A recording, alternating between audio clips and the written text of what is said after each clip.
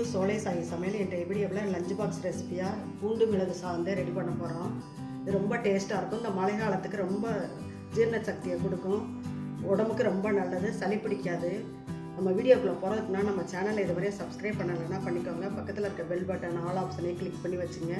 அப்போதே நம்மளோட எல்லா வீடியோ நோட்டிஃபிகேஷனில் வரும். வாங்க வீடியோக்குள்ளே போய் எப்படி செய்கிறதுன்னு பார்க்கலாம்.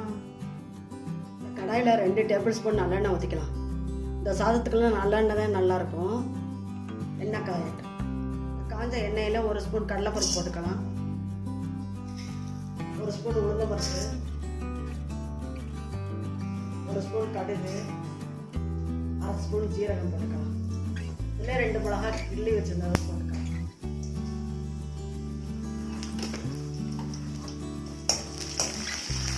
ஒரு 10 சின்ன வெங்காயம் நறுக்கி வச்சுக்கிறேன் பொடியாக, இதையும் இதில் போட்டுக்கலாம்.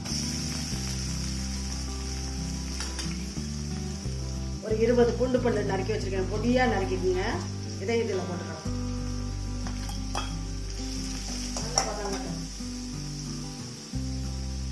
நிறைய வெங்காயம் பூண்டு போட்டாலே நல்லாயிருக்கும். நல்லா சவக்க வரவிடாது. இதிலே கருவேப்பிலையும் போட்டு வதக்கிக்கலாம்.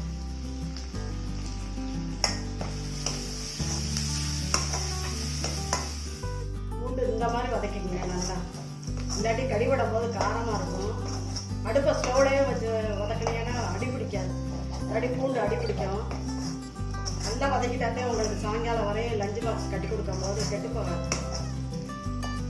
ஈரச்சத்து இல்லாமல் நல்லா வதக்கணும், சவக்க வதக்கணும். வெங்காயம் பூண்டெல்லாம் நல்லா வர விட்டுருச்சு. இந்த டயத்தில் நம்ம சாப்பாடை கொட்டிக்கலாம். உதிரியாக வடித்து வச்சுருக்கிறேன் சாப்பாடு, இதை கொட்டிக்கலாம். நீங்கள் பச்சரிசி புழுங்கரிசி எது வேணாலும் போட்டுக்குங்க, ஆனால் உதிரியாக வடித்து வச்சுக்கோங்க, குழஞ்சா நல்லா இருக்காது. இதிலே 1/4 ஸ்பூன் மிளகுத்தூள் போட்டுக்கலாம். நல்லா 1-2 உடச்சி வச்சுருக்கிறேன், அதை போட்டுக்கலாம்.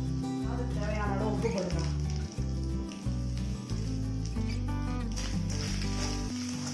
நல்லா கலரிக்கலாம்.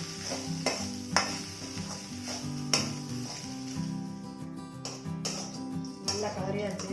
நம்ம கொத்தமல்லி இலையை தூவிக்கலாம். ஸ்டவ் ஆஃப் பண்ணிக்கலாம். அருமையாக ரெடி ஆகிடுச்சு பாருங்கள் பூண்டு மிளகு சாதம். இதே மாதிரி மழை காலத்துக்கு ஏற்ற பூண்டு மிளகு சாதத்தை நீங்களும் செஞ்சு சாப்பிடுங்க. இந்த வீடியோ பிடிச்சிருந்தா லைக் பண்ணுங்கள், ஷேர் பண்ணுங்கள். நம்ம சேனலுக்கு மறக்காமல் சப்ஸ்கிரைப் பண்ணுங்கள். நன்றி, வணக்கம். அடுத்த வீடியோவில் பார்க்கலாம்.